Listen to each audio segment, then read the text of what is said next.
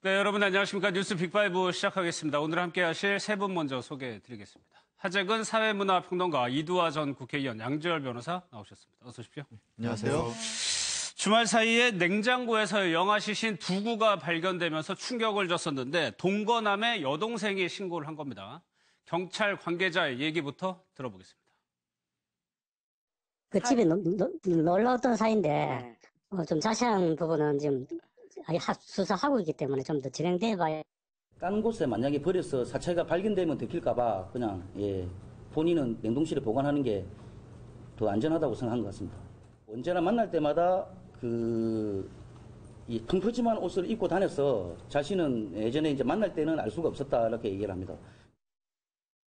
일단요, 발견된 거는 그렇다 치고 이 여성이 이사 갈 때 이거를 들고 왔다는 거거든요. 들고 와서 냉동실에 넣어놨다는 거 아니에요?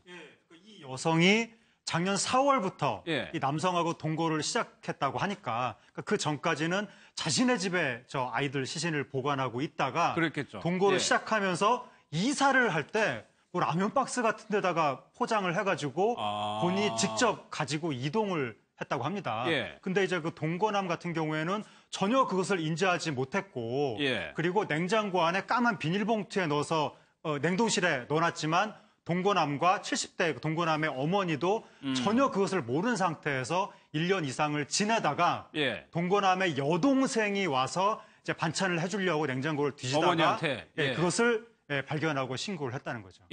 34살이고 동거남이 59, 나이 차도 굉장히 많이 나는데 지금 경찰 얘기도 들어봤지만 이 동거남이 이 사실 여부를 알았느냐, 몰랐던 것처럼 일단은 얘기하고 있거든요. 근데 저는 몰랐을 수도 있는 것 같은 게 사실 이제 시신을 보관했다 이런 부분은 몰랐을 수도 있을 것 같아요. 왜냐하면 냉동실 제일 안쪽에 보관을 했다는 취지로 지금 증언이 나오고 있는 것 같은데요. 근데 그 남자분들이 보통 그리고 집안 살림을 안에서 일해주는 사람이 있다고 하는 경우에 본인이 이제 뭐 음식을 한다던가 이런 일이 없으니까 냉동실 제일 안쪽까지 안 볼 수도 있으니까요. 그러니까 이 시신이 이 집안 냉동고에 있었다는 사실은 몰랐을 수도 있을 것 같고요. 근데 이제 출산 사실이나 아니면 이런 부분은 본인은 이제 펑퍼짐한 옷을 입고 있어서 만나는 거는 이 2016년 1월에 이제 둘째 영아를 출산했다고 하는 거잖아요. 근데 그 당시도 만났던가 보죠. 그러니까 그 당시에 몰랐던 게 그 펑퍼짐한 옷을 입고 있어서 뭐 임신 여부를 알 수 없었다. 근데 이런 부분은 더 확인해야겠지만 뭐 임신 여부를 알았다고 해서 그 집안에 그렇게 시신이 있을 거라고 알았다고 추정할 수는 없죠. 그렇죠. 그러면은 이 여성은 도대체 이 아이를 왜 냉동고에 두고 있었느냐거든요. 근데 대부분의 경우 이제 뭐 이 경우에는 아이를 해친 것인지 아닌 것까지는 명확하게 나오지 않았는데요. 아직까지 안 어쨌든 그 뭐 사건이 일어났을 때 피의자들이 가장 먼저 신경 쓰는 게 이제 시신을 어떻게 하느냐 이거든요. 시신을 어떻게 하느냐가 처리를 하는가 가장 큰 어떤 그 사람들의 고민인 거고, 뭐 이제 이 여성이 아이를 죽였다는 의미는 아닙니다. 다만 그런 일이 발생을 했었으니까 아이가 만약에 자연사에 있더라도 이걸 어떻게 처리할지 고민하는 게 대부분이고, 그래서 사실 굉장히 세간의 엽기적인 사건들, 뭐 시신을 훼손한다든가 어딘가 안매장한다든가 이런 일들이 그런 과정에서 벌어지는 거고, 이제 갓 태어난 아이였기 때문에 좀 아무래도 작지 않습니까? 그래서 이제 그런 어떤 생각을 많이 했던 것 같은 게, 뭐 우리가 좀 굉장히 세상을 떠들썩하게 했던 설해마을의 프랑스 부부들 같은 경우도 비슷한 형태로 아이의 시신을 보관하지 않았습니까? 그것도 바깥에 움직이거나 바깥에 다른 데 이렇게 했을 경우 이제 들킬 염려가 많다는 것 때문에 그런 식으로 행동을 하게 되는 거죠. 그래가지고 2번이나 애를 놓고 이 여성의 설명에 따르면은 방치한 후에 스스로 숨졌다는 거고, 이것도 기절 후에 깨어나 보니까 숨져 있다라는 건데, 이게 살해를 한 거하고 자연사하고는 또 다른 얘기잖아요. 그리고 또 특히 영아 살해는 그 보통의 살인죄보다는 형량이 좀 낮아요. 법정형이.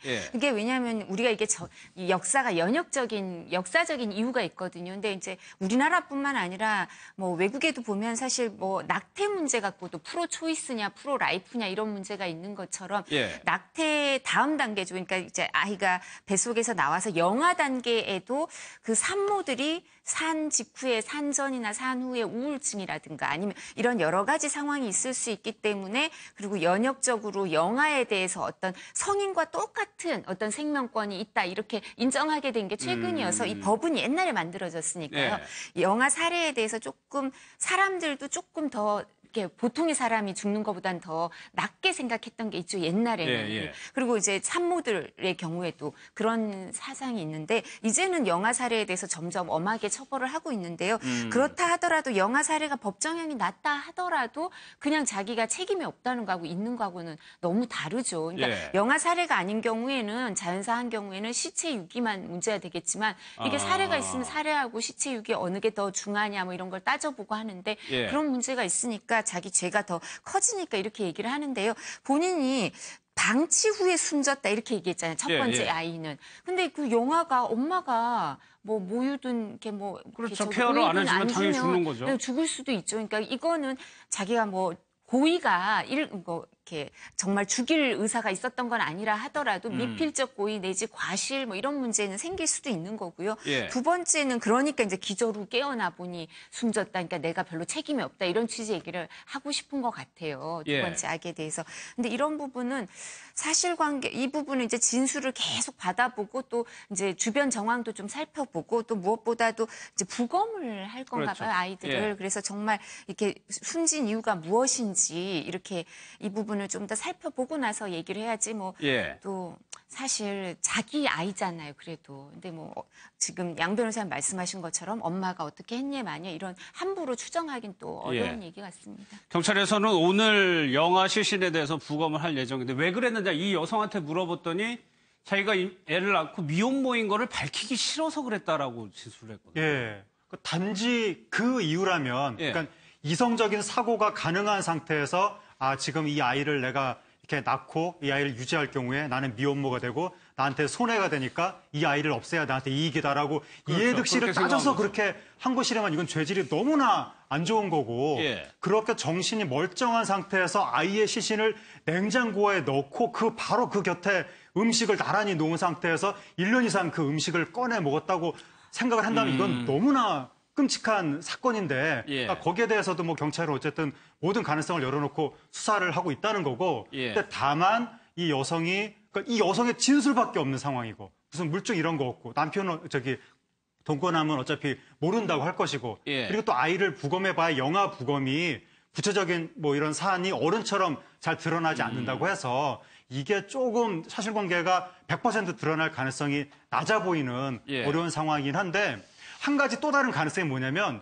이 여성이 정신적으로 과연 100% 정상일까의 부분에 있어서 과거 이게 제2의 설해마을 사건이라고 보통 이야기하는데 설해마을 사건 때 당시 프랑스 어머니가 임신거부증이라는 증세가 있었다고 했는데 그게 아이를 임신했는데도 불구하고 심리적으로 거부한 나머지 자기 스스로 아이를 임신했다는 걸 정말로 인지를 못하고 신체적으로 그런 증상도 나타나지 않고 아이를 낳은 다음에도 자기가 낳은 존재가 아이라는 걸 자각을 잘 못하는 좀 약간 좀 특수한 상태가 있다고 하는데 이 여성도 진실은 알 수 없으나 어쨌든 정신적으로도 조금 그러한 정황이 있었는지 그런 것까지 다 좀 가능성을 열어놓고 알아봐야 될 것 같습니다. 모든 가능성을 열고 수사하고 있다니까 한번 수사 결과를 한번 지켜보겠습니다.